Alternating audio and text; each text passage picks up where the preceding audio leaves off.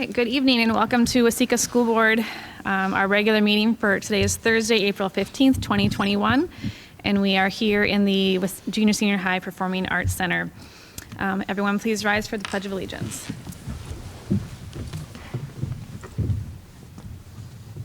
I pledge allegiance to the flag of the United States of America and to the republic for which it stands, one nation, under God, indivisible, with liberty and justice for all.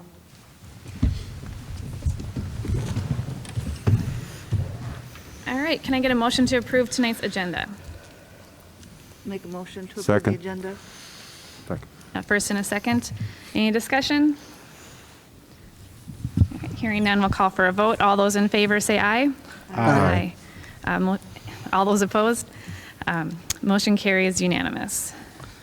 All right, and so we are moving on to recognition of visitors, and tonight we have Coach Seth Anderson from our boys basketball team here to talk about their exciting achievement.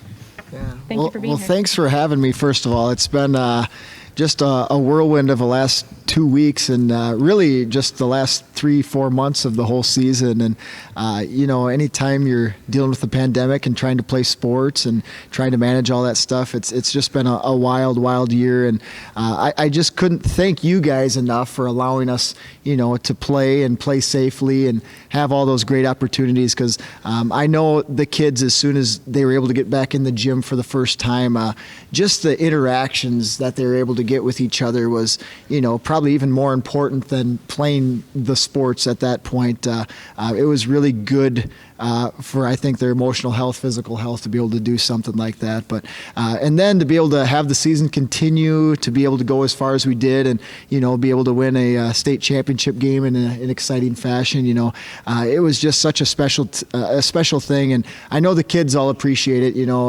We talked often about how we wish we had more people in the stands and how we could share it with people in the stands, but they were well aware that the Waseca Nation and all their friends and families were paying attention to what was going on. So very exciting, and we couldn't be happier to cross the finish line at the end. Yeah, well, congratulations to you and all the boys. I mean, it was such an exciting game. So like I said earlier, I can't believe you made it so down to the wire there, but it was such an exciting game. So, yeah. Thank you. Any other questions or comments? Or the only thing I would add too is, as Coach Anderson and some of his players have already been requested to visit some places around the community, some of the service clubs and some of the other places I visited. When are we going to have a chance to visit with some of the guys? And so we're going to work through that over the next month and a half as the school year's in session. So, because this means a lot to not just Waseca High, but to our entire community. Mm-hmm. And we appreciate the support. And Coach Anderson has definitely set an amazing example for how to play safely and how to keep our boys going. We didn't have any interruptions, which was actually rare this season amongst our region. So congratulations and great job on that as well to you and all your team. So. Thank you. well, we won't keep you any longer, but thank you. Thank you. Appreciate it. Thank you. Thank you so much for coming and for sharing the trophy with us. Keep it safe.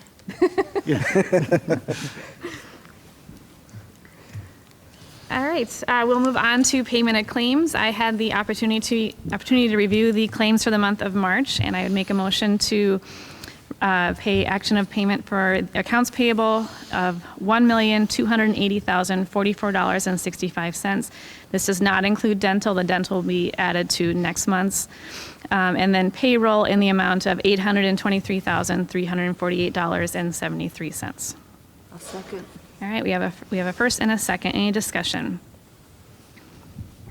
All right, hearing none, we'll call for a vote. All those in favor say aye. Aye. Any opposed? Motion carries unanimous. Can I get a motion for our consent agenda? So moved. Second. We have a first and a second. Any discussion? Hearing none, we'll call for a vote. All those in favor say aye. Aye.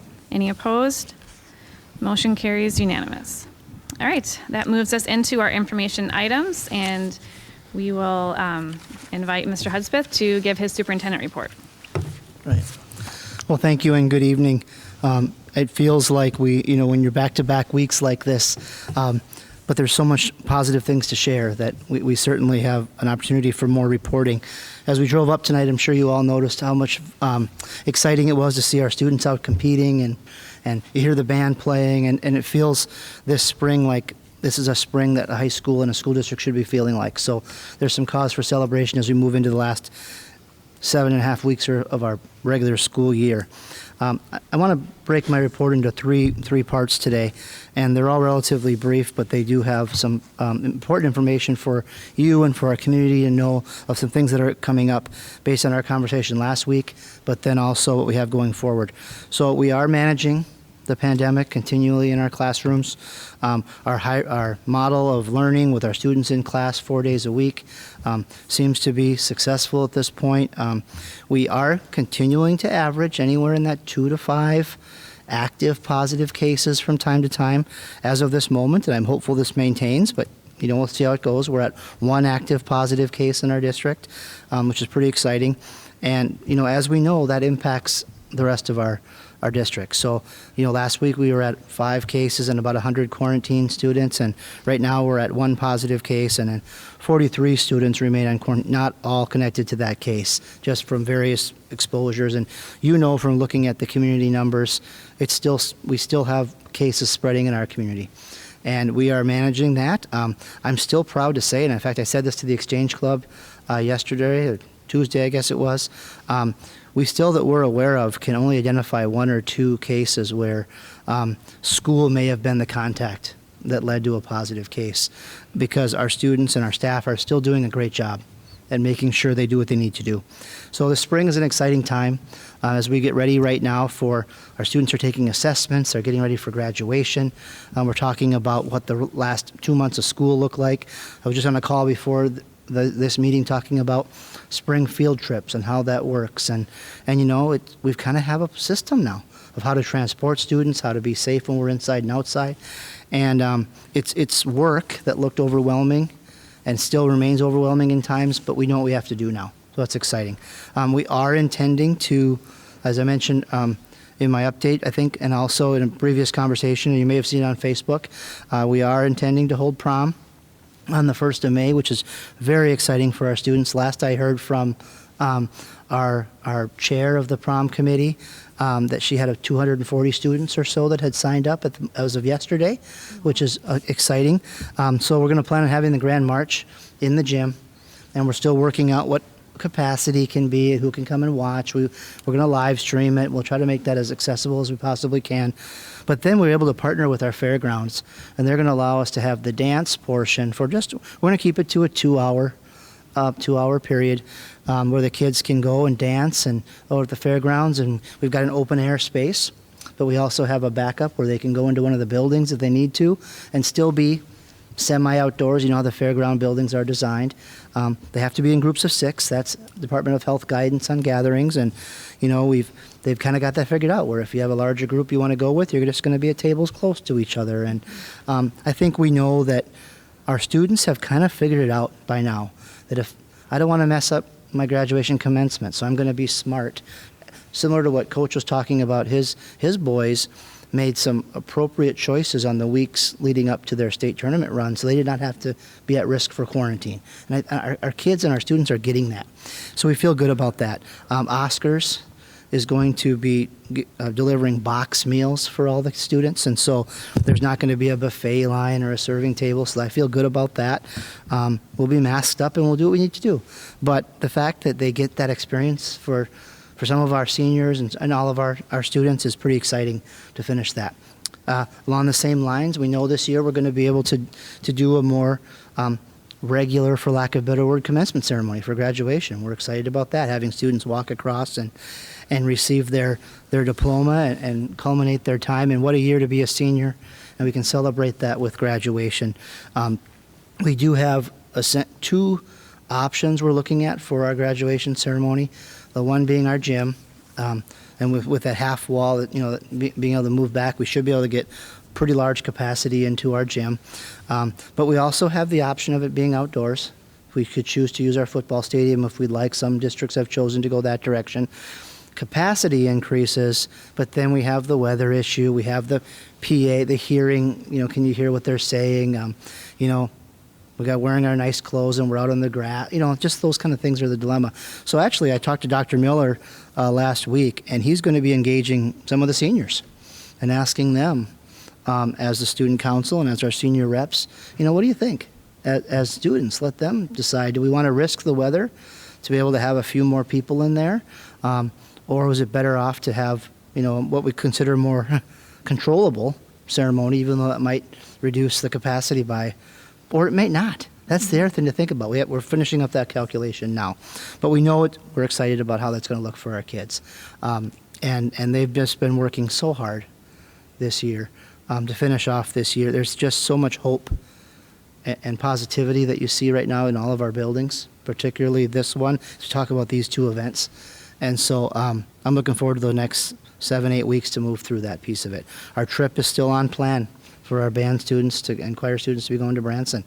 And as far as I know, that's still the plan, which is exciting because we need to get back to some of that for our kids. So that's positive. So that was kind of like, that's the spring update piece of where I did get the question yesterday from a staff member, so I guess I should say it on record too. We're not planning on changing our learning model this spring. We're not planning on moving to a different situation.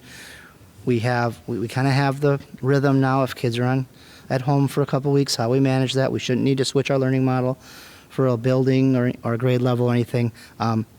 Particular students may have to be on quarantine, but we're not looking at making any changes. We always say pending anything major, of course, but that's not the plan right now. So, any questions on the spring update before I move on? Could you address, I've seen a couple of headlines for that the state, I believe, has said we're taking MCAs, but they're not going to count. Can you explain what that means for Certainly. us and in general? Yeah, certainly. Essentially what that means is we're going to take the MCAs and we're going to use them for our own assessment of how we're doing as a school district, but the state won't be publishing any of their rankings and any of their, who's on the list of school improvements, who's the model school districts. Typically they use those results and they rank and identify and classify districts. They won't be doing that. Okay. That's the difference. But we'll still get all the data from Correct. taking those tests and be able to use those. Okay. Yes. Okay. Yep. Great. Any Any other- other questions on that part? Okay. Okay, very good. The strategic plan, I just wanted to touch on a few quick items tonight too that I think are especially important. One is the continued conversation we've had about the operational plan that's coming right along. So we're still in good position to be able to present to you a 3-year working plan for administration in June at our June meeting, to be able to look at what the last 3 years of our strategic plan look like in terms of goals and work plan, which will then lead into July. We'll create a 3-year board agenda, which is the board work to support that administration work. So that's just for your own reference there.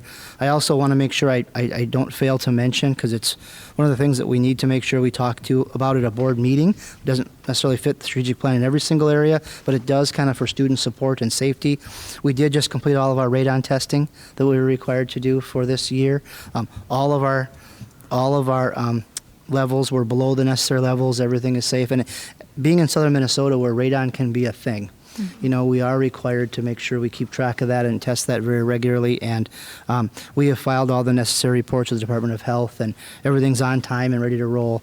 But it is also one of those things that we need to make sure we say to you and to our public that, we have done that testing. Everything is safe in all of our sites, and we're in good shape with that.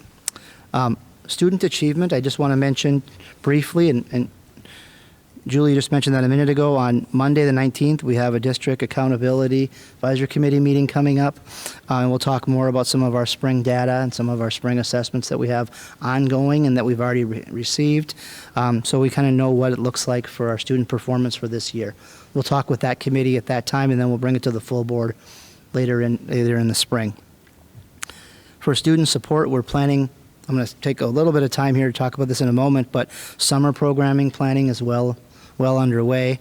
We're going to be preparing to support all of our students who need support this summer through some very creative and innovative ways, I think, that is going to really help students fill the gaps that they may have experienced this year without having to do unnecessary seat time just for the sake of spending more time sitting in a class. So I'm excited, particularly at the 7-12 level, how Dr. Miller, Jake Hager, Brooke McGuire, and our entire team have really been thinking about how they could do summer programming for kids, particularly at the secondary level. We're also working on how distance learning could look in 2021-22, and we don't know if it's going to even happen at all, of course, yet, but proactively, so we don't get behind the curve, we've been talking to our staff. I'm currently doing my listing sessions for April with staff, and I'm asking for their input on if we do either have to or we end up choosing to provide distance learning at some way, shape, or form next year. What would that look like for you? What could that look like for you as a staff member for student experiences? What went really well, what didn't? And so I have to say that my opinion is that I would prefer not to do distance learning for any more than we needed to, because I think students are best served in the building. But I think there's a purpose for it in some way, shape, for staff development, for staff professional collaboration, and some students it might be the right fit for. So we'll see legislatively how that shakes out in the next few weeks here as the legislative session works out. But we're not going to be caught by surprise if they don't decide till July. Now what do we do? We're going to have a plan ready, so if the legislature decides we need to do distance learning, we'll know what we're going to do. That's the plan going forward. For community engagement, that kind of goes along that line. So we're going to last week we talked briefly about the 2 calendar options we might think about for next year. So we're preparing a survey to go out to our families and parents next week. Probably head out Monday or Tuesday. You'll see that for those of you who are parents, but then also the community in general. We'll put a live link on our Facebook page and on our website so that the community can weigh in as well. Wanting to really just get some feedback on what those options look like for families and what that could mean for our teachers and for we've asked the teachers the same thing. What could that look like? And not to, I don't want to go into everything we did last week in quite the detail, but if we were to do distance learning, how would that impact your family and how would that work? So we want to make sure we get that input. Tomorrow morning is my next coffee with the superintendent meeting.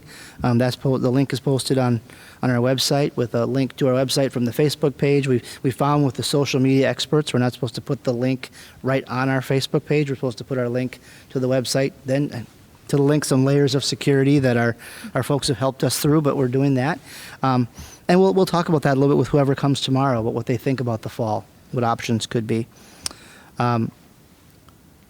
We are looking at our pathways and partnerships. I've had several meetings in the last few weeks, and as has Dr. Miller and Clinton Link, and with South Central College, with Riverland College, with Minnesota State, making sure that we provide maybe some extended PSEO options for our students who potentially there might only be 3 students interested in a particular area, but we could engage in PSEO with one of our universities in a different way to get those students that opportunity.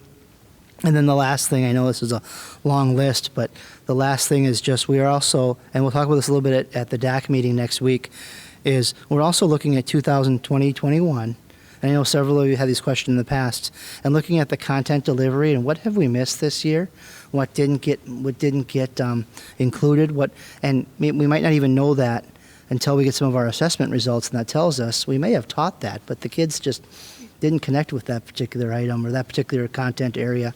And so that'll help us as we plan for next year, looking forward with that, because regardless of how we shake out next year, we need to continue to grow and improve. And I think as a district, our staff is so on board with that. They just want to keep getting better for our kids. And so, we're not going to assume that we survived this school year. We must have gotten the best we possibly could.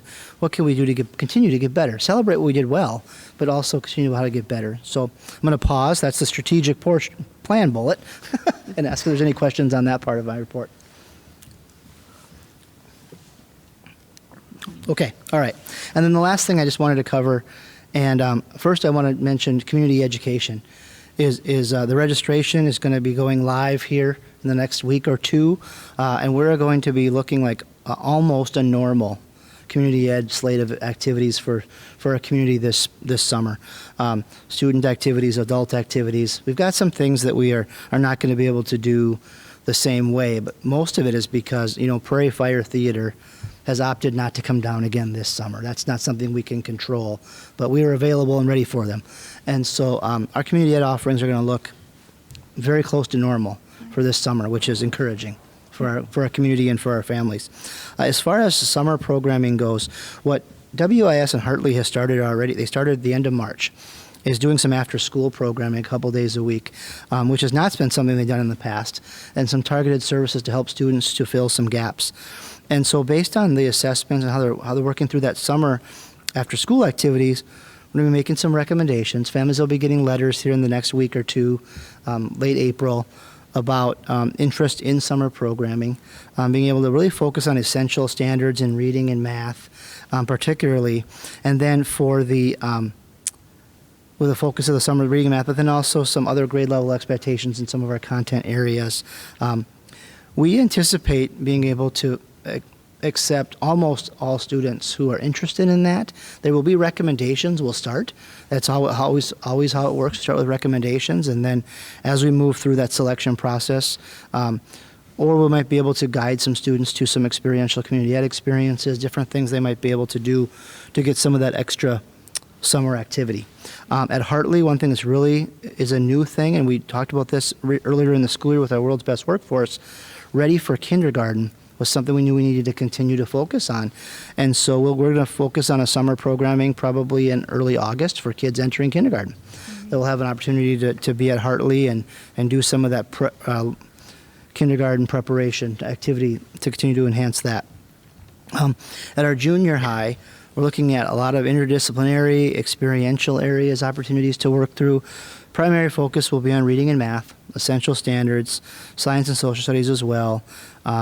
Also looking at a little bit like we just talked about with Hartley, 7th grade students having an opportunity to come to the junior high for a summer experience to prepare themselves for entering into the new building and getting that new schedule and new way of doing things. And I think it's always happened either the first day of school or something like that where only the 7th graders come. But we felt like we could spend a little bit more time and really focus on helping students become more comfortable at the junior high with that time in the summer. So they're still working on how that could look. At the high school and at the ALC, what I think is probably most exciting is we're looking at our core classes, our seat-based learning. You know, you get all your English, math, science, social studies, some of the seat-based type things, working on credit recovery, and also some independent study for some online programs. Students that are 16 and older can do an independent study, so we have an opportunity to get some of that for some summer recovery as well. But what I know Jake Hager talked about this with us a few weeks ago, we are really down the path of standards-based and skill-based credit recovery. So I had a conversation with a family member, a parent, a few weeks ago whose student was struggling, but we're missing passing by 5 percentage points by just a few specific skills. We don't think that it makes a lot of sense and really creates a positive learning environment for the student to have to repeat the entire class. Instead, we can create a summer program where they can get those essential skills that they missed to bring themselves up to that passing level and be able to apply credit for them, which is one part of it, but also so they learn the things that they didn't learn. Because we don't think you need to sit in a class for 6 weeks when 4.5 weeks of it you may have already learned. And so we're trying to work through that. That's an undertaking that we're working through right now, but is a goal of ours. It's pretty exciting. That I think could really change the way we do credit recovery for kids. And quite frankly, that's a lot how our jobs work and our real world works. If we don't learn something in our job, they don't start us back at the very first day of employment. They pick up whatever you need to do to get yourself over that next stage. So we're exciting for summer programming. As we talked about all spring, one of the things that's really important to us is that all students have a summer experience if they show desire, and we'll work through that through some of the other activities as well. I should just mention ESY is happening obviously through summer school for our students with students with disabilities. The IEP team determines the needs of that for those students.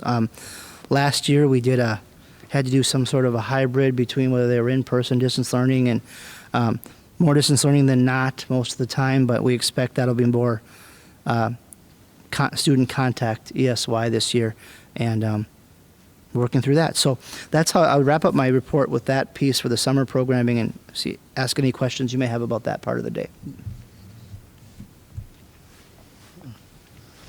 No question, but summer sounds like it'll be really busy in Waseca. You know, it will be busy and it's exciting Yeah. because we're learning a different way to do things in some ways. And what we're also finding, and I'm excited I have not seen all the results yet because they're still ongoing, but our assessments are showing the students are making progress. And so I think the concern about how far behind we got remains to be seen, but I'm optimistic that students made quite a bit of progress. So our summer program is going to be more about changing the way we support students who need to catch up versus crisis management. So, It's so intentional and purposeful. Right. And I think that's really going to be cool to see how this works. yeah. It's really exciting. It's exciting. It's a little bit overwhelming at first Yep. to think of how you do Yep. that, but our team has taken that on head on, and I'm excited for how they continue to do their work. Great. All right, well, thank you for that update, and we'll move on to our financial and enrollment update from Elizabeth. Good evening, and thank you guys for your time. As always, in our board agenda, I've put information in there comparing this year's budget to last year's budget and where we are year to date. So right now we're looking at the month of March. And as a reminder, our business year goes July 1 through June 30. So believe it or not, we're nearing that end. And another thing to remember with these reports is now that we have our final budget. So we're comparing final budget from this year to final budget of last year. So that just helps tighten those numbers up in those comparisons as we look at these reports. The biggest areas that I focus in on immediately are definitely our salaries and benefits. Those are the largest part of our budget. Those are trending very nicely compared to last year. Some of those percentages may seem a little bit lower being through March of the year. Some of those percentages you may think that they should be accelerated a little bit, but there's a large majority of our contracts that are paid out over the summer. So they didn't really start payment until September. So there's a little bit of a lag with that. When we get to the end of the year, it's fully recognized, but this is just another nice piece, a tool that we use in our toolkit to compare, okay, are we trending the same that we were last year, just because there is that little bit of a lag with the summer payouts that we have for our school year contracts. All of the other ones I absolutely take a look at, but there might just be differences in timing. So when were supplies actually purchased? Same thing with capital equipment. It all just depends on when those projects might be planned. So there might be some variances when you start to look at those. But overall, when you look at the overall for each fund, everything is trending very nicely as compared to last year. The same can be said for revenue as well. That's something that we're going to keep a close eye on. Just some things to point out. Again, now that have our final budget in there, food service was one that we knew was operating a little bit differently. So that's in there. There's a little bit of lag with reimbursement. So I'm perfectly comfortable where that is coming in.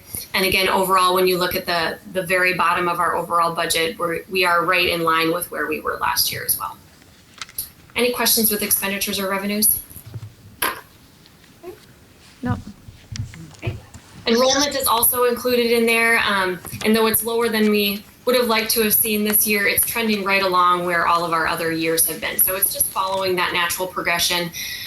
One thing to say about enrollment and as we're going to be using this information to help build our fiscal year 22 budget, we every year within the past couple of years since we've moved to a system called Infinite Campus, and that's what stores all of our student information, we have rolled out what we've called an annual update, where we've asked families to electronically look at all the information that we have on their students, making sure that we have all the contact information correct.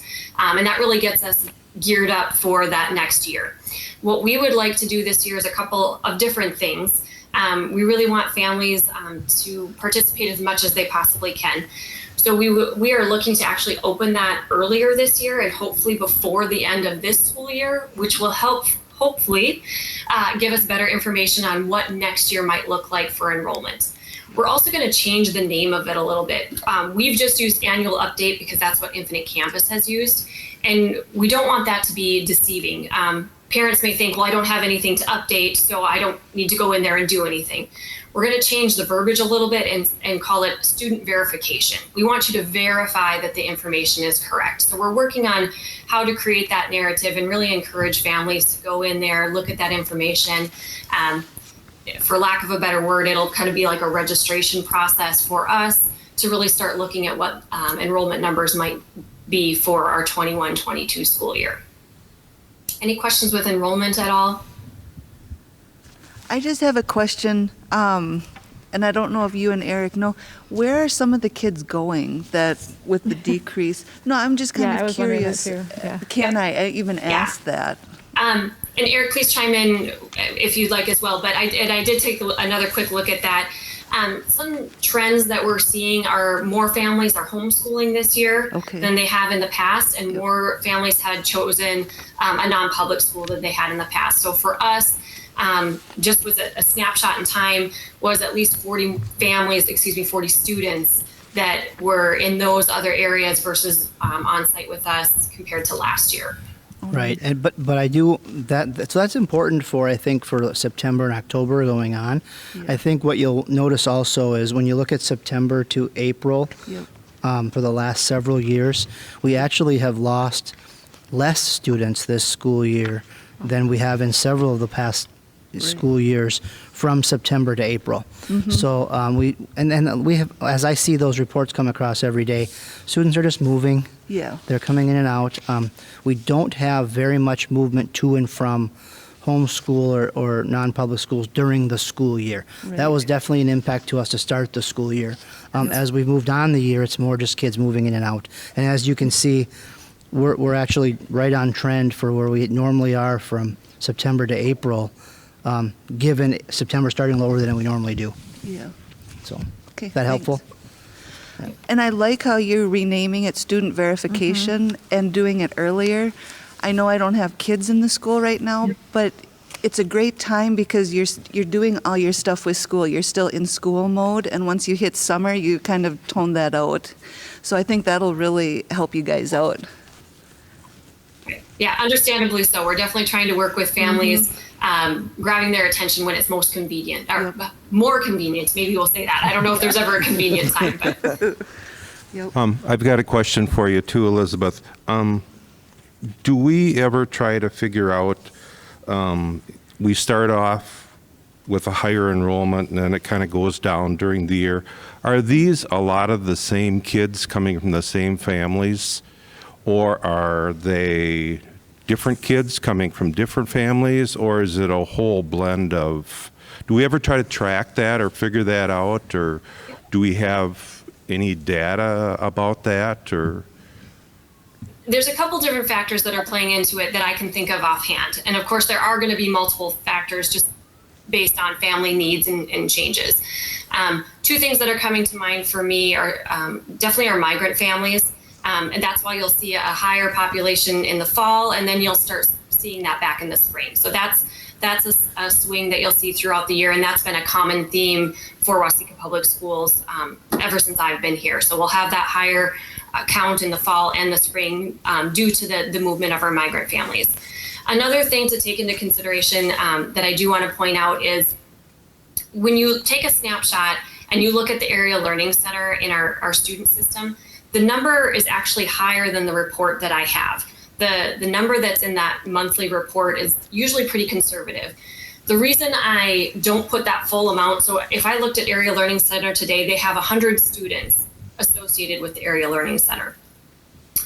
For us, though, that doesn't mean that it's a 1.0 ADM or a full student, because sometimes there might just be taking a couple credit recovery classes. So it's only a partial, we'll say, student count. And so there might be some movement in between the junior high school and the ALC. And again, we just try to be conservative that we don't overestimate how many students might be in the ALC. So there might be a little bit of movement between the two sites as well that we don't truly capture on the report. But overall, when we're reporting to the Department of Education, those numbers are absolutely captured when we're looking at our final student counts. Does that help a little bit, Dave? Yep, thank you. Yeah. Okay. The last thing thing I just wanted to mention is we are definitely gearing up for fiscal year 22. May will be a little bit bigger agenda. There'll be quicker items, but just to let you know, we'll be looking at what proposals we would like to make for fiscal year 22 activity fees, activity stipends, looking to see if we need to make any changes to food service prices. And we'll also be looking to bring you the 5-year capital outlay plan as well as the 10-year long-term facility maintenance plan. So a lot of different things that will help build that fiscal year 22 budget, and that's a lot of the work that's happening right now. Any other questions for Elizabeth? All right. Thank you, Elizabeth. Thank you. All right, so we will move on to our committee and board member reports. Dave, do you want to start us off? Well, I just attended one committee meeting, and that was the policy committee. And I know you can see in the agenda which policies went over. And I know Grant has at least one comment he wants to make there, so I won't steal any of his thunder. I was going to mention, I don't know if anybody else did today, but I watched the MSBA webinar on school law update. Did anybody else? No. Kind of interesting. It lasted about an hour. They mainly talked about school law as it relates to transgender student accommodations, student free speech, and free expression by staff and employers. And it was quite interesting. Quite interesting. And it's going to be, I think, quite interesting going forward, too. That was one of the topics at the leadership conference that I had listened to, and the speaker we had was really cool that talked about that. So I don't know if it was similar, but it was the same topics. I don't know if it was the same speaker. One of the things they talked about was these things, and how not that long ago nobody ever thought about wearing a mask and how that would relate to individual rights or expressions. And then they brought in, what if you have one of these and instead of saying Waseca Blue Jays, it says something else about a social cause or something going on right now that somebody would like to support, and just all the nuances of that and what's legal and what a school can do and what a school can't do. And it was also kind of interesting about the student free speech, about what students can say and what students can say in school, but what they can't say in school, and what rights the school has. So it's trigger kind words of an interesting world lately. Yep. Well, there's a couple schools up in the cities that are dealing with some student walkouts and stuff for a variety of reasons, and so we'll just turn to Dave as our legal expert on these issues. But no, thank you for attending that webinar. I looked at it, but I just couldn't make it. I don't know. I'm thinking it was recorded, so that maybe you could watch it in the Yeah. future if you wanted to. I'm not sure of that, but I kind of think so. Okay. Awesome. Thank you. Cool. Grant. I was also part of the policy committee, and we went through a number of ones that Dave already mentioned. A couple that we thought were worth bringing up for us as school board as well as for the public. One was the mission statement, and in it specifically says it should direct that the mission statement should direct any change effort and should be the basis on which decisions are made. So kind of important for us to be aware of it and know it. The mission statement, as the policy says, is the Waseca Public Schools empowers each learner to thrive in an ever-changing world. So it's kind of all-encompassing, but it's something I think worth us thinking about as we make our decisions. Yep. The other one was our educational opportunity, which addresses equal opportunity and where we stand on that. And specifically it says, the school district's policy to provide educational opportunity for all students. The district does not unlawfully discriminate on the basis of race, color, creed, religion, national origin, sex, marital status, parental status, status with regard to public assistance, disability, sexual orientation, including gender identity and expression, or age. The district also makes reasonable accommodations for disabled students. So it really states in here that we are aiming for all students. So it's important. That was my report. Thank you. I also want to point out from our mission statement that, of course, did drive our strategic plan that we're in the middle of, and that we were really conscious of the word or the phrase all learners, because it's not just students that we're talking about, but really everyone that's in our school district, we're all learners. So even all of us sitting up here at the table. So we're not just focused on students, we're focused on everyone that's part of our district. So, but thank you for bringing that to our attention. So, Adita, anything you would like to share? I attended the community education committee with Paul, and like Eric said, they are doing great. You know, they are very excited, ready for summer and full speed, and they are trying, you know, get more programs. And it was very exciting to hear, you know, that they are ready. They are ready for summer. Then there was another PG&D meeting that unfortunately I missed it, but there's another one in May. I think it's the last one for this year.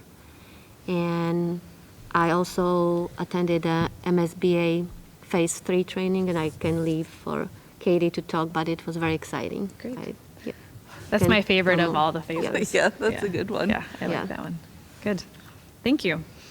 Well, we had personnel committee, I don't know, like it was right after our previous regular meeting. So, but we did talk about the hiring of the food service director, which we have Ross Larson's contract to approve tonight.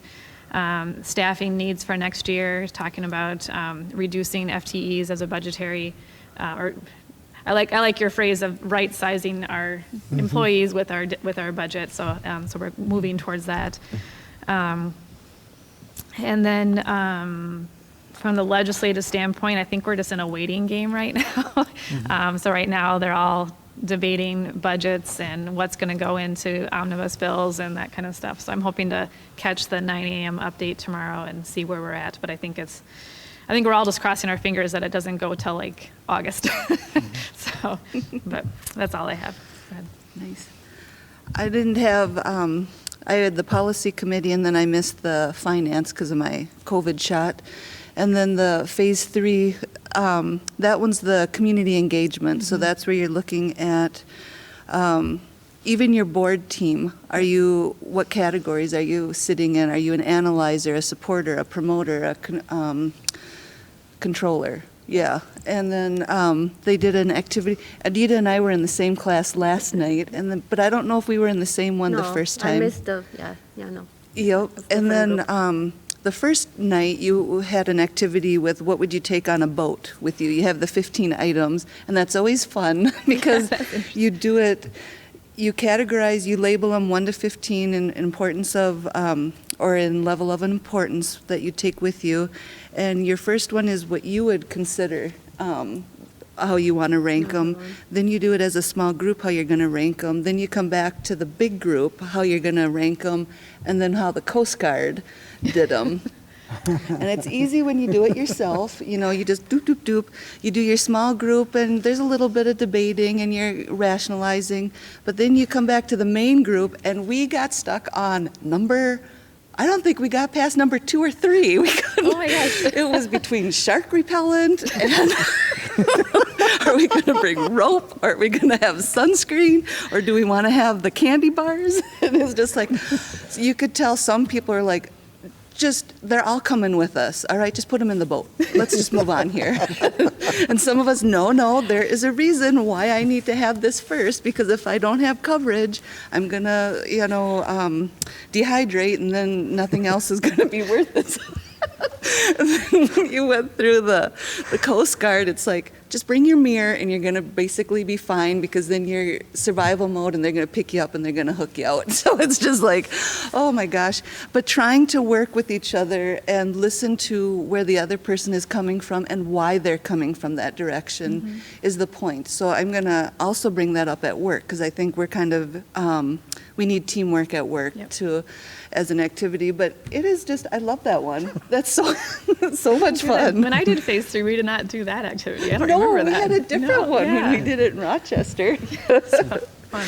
No, that's an excellent training. So Yeah. That's definitely my favorite of the 4. So. If I just may say something, yesterday we had like the video from the True School Board. Yes. I was truly, I said, I'm so blessed and happy that we don't have the kind of situation they showed us yesterday, because it was unbelievable that if those were true stories, I was like, yeah, we are, And like I said, think- we are not the same. We have differences, but we always find a way how to Right. mitigate, how to find solution. I was like amazed yesterday. It was really something that, yeah.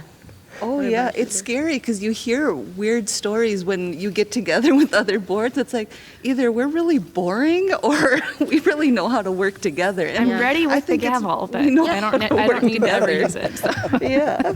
No, I agree.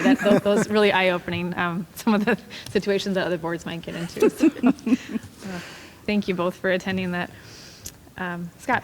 All of mine, I think, have been covered. Okay, thank you. So, Do you want to start us off with recognitions and positive board I feedback? sure can. First of all, like Eric said earlier, driving in, seeing the tennis, soccer, the twirlers for the band, hearing the band, all of that, it was really cool to see, and I'm just happy that them students are able to do those activities. I know that with the basketball team, I know how proud they are and how hard they worked and what they had to do to sacrifice in order to make sure that they were able to go to state. So I just want to congratulate them. And just for the seniors with the prom information coming out for them, I hope you enjoy it. And I know it's been a rough year, but that's a little token of what of something to look forward to again. So that's all I got. Yep. I would agree. Just kind of going on the bandwagon of, it's just neat to see everything happening. Yep. Yep. Yeah, I want to obviously congratulate the basketball team, but I mean every sports season and competition season, we're always sending so many individuals to very far into playoffs or to state, and it is cool for a team like that to come home with the trophy, especially since it took 103 years to repeat. So that's exciting. But I did see across my Facebook feed that just recently our Science Olympiad team performed very well at state, and amongst other small schools, they placed second. So obviously our sports programs are very successful, but also our more academic style competition programs are really successful too.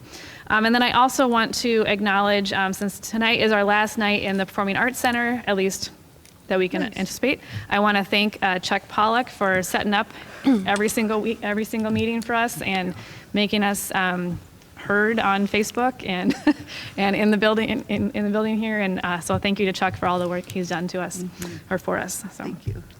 go ahead. I just would like to say thank you to Joe Hedebar and also the office staff. They handle all the, the tickets, issues, and links and everything so great. So it was wonderful. They have so many requests, so many issues, and they were there. They were available and willing help. And, I was in office like every other day. No, they just thank you. It was, they did great job. And also, with the seniors, I'm mom of a senior, and there are so many activities that we are planning for our seniors. I had to print a calendar that I don't forget because it's every week something. And I would like to say thank you to all the mom and dads who are involved to prepare each of those events, because it's time consuming, but I think it's worth it for our senior to give them that last, piece of their last year, that they will enjoy it. Thank you. Are they doing the lock-in this year? Yes, they do. Okay. It will be a little bit different, but it's Yeah, still that's a lock-in. big event. Yeah, they do. Thank you, Grant. You guys are taking all the ones I think that we all agree on with the basketball and the spring sports teams, along with the sports teams, to the fact that I think it's worth recognizing that the coaches and the staff that are planning those can't just plan them like every other year. They have to do extra efforts with all the special guidelines and things. So that, and I think Eric even mentioned that, some of the other things where if you do a field trip or lock-in or things like that, it's more planning than other years, so the staff and everybody's putting forth extra effort, so thank you for that. Only last, I believe Marcus Hansen broke a Oh, yeah. school record in shot put and like maybe the first or second meet already of the year, so wow, and congratulations. I can't imagine he threw that ball as far as he did, or the shot to the putt. I mean, that's just, I can't, yeah. Mine would go like 2 feet, so, and his went a lot further. So, yes. Any runs? I just want to kind of pick up with Grant said there. You know, we were able to have a lot of extracurricular activities this past winter season, and I would too like to thank all the coaches and advisors for keeping our kids healthy and keeping our kids safe. I know I asked Eric here a while back about, you know, did we even have any events that were postponed or canceled because we had kids with a virus situation or whatever, and I think you said, to the best of your knowledge, none. And if you keep up with area news at all, I think we're, I hate to blow our horn too loud here, but you know, most schools had, and I'm not faulting anybody, I'm just saying that, you know, a lot of schools had events postponed or canceled because of a virus situation, and I don't think we did. So we must have been doing something right, and for those people that were in charge of all that, thank you. Kind of just a win in an impossible situation, but I think we pulled, for the most part, we pulled it off, so thanks. Thank you. All right, we ready to move on to our action items? All right, so item A, can I get a motion to approve our acceptance of received gifts and donations? I make a motion. Second. We have a first and a second. Any discussion? Thank you. Yes. Nice. And this is officially a resolution, so we will do a roll call vote. Scott Demo, Yes. Katie Youngberg, Yes. Julie Anderson is yes, Adita Mansfield, Yes. Grant Shepard, Yes. and Dave Dunn. Yes. All right, motion carries unanimous. Can I get a motion to approve the contract for our new food service director, Ross Larson? So moved. Second. We have a first and a second. Any discussion? Congratulations. Yes, welcome to Waseca. Yes, all right, hearing none, we'll call for a vote. All those in favor, say aye. Aye. Any opposed? Motion carries. So yes, welcome to Mr. Larson. We look forward to having him begin. And you say he'll probably start with some transitioning in June? Correct, So, yes. awesome. Official start date will be July 1st, but we'll work through some transition in June. Great. Nice. Nice. All right, can I get a motion to approve the resolutions to act on non-renewal of teaching contracts as presented? And whoever makes the motion, if you could just read the names of those, of the contracts. I'll make a motion to approve the resolutions to act on non-renewal of teaching contracts for Carrie Black, Molly O'Neill, Keisha Roovers, and Sarah Wielander. Thank you. I'll second. We have a first and a second. Any discussion? All right, hearing none. This is also a roll call vote, so I will call everyone's names. Scott Demo, Yes. Katie Youngberg, Yes. Julie Anderson is yes, Adita Mansfield, Yes. Grant Sheffert, Yes. and Dave Dunn. Yes. All right, motion carries unanimous. Can I get a motion to approve the 2021-2022 hourly wages? So moved. Second. We have a first and a second. Any discussion? Just a quick question. Yep. Is this like the negotiation from last year, or 2 years, or how did we? No, these were summer, weren't they? These are summer. Yeah, these are part-time employees such as substitute teachers, summer workers, so they wouldn't be union negotiated raises. They're just increases that we faced were appropriate for the market value. And is this just the summer, or it will go 2021-22? It begins July 1st for the next fiscal year. Yep. So it's like lifeguards or, so it's just non-contract hourly wages. Right, Yeah. right. And how did we decide increase based on comparing to other schools or? Yeah, based on to comparing to other schools, and also the fact that we try to have an incremental increase each year, rather than have to do like a huge increase every 5 years is harder to budget for. So, yeah.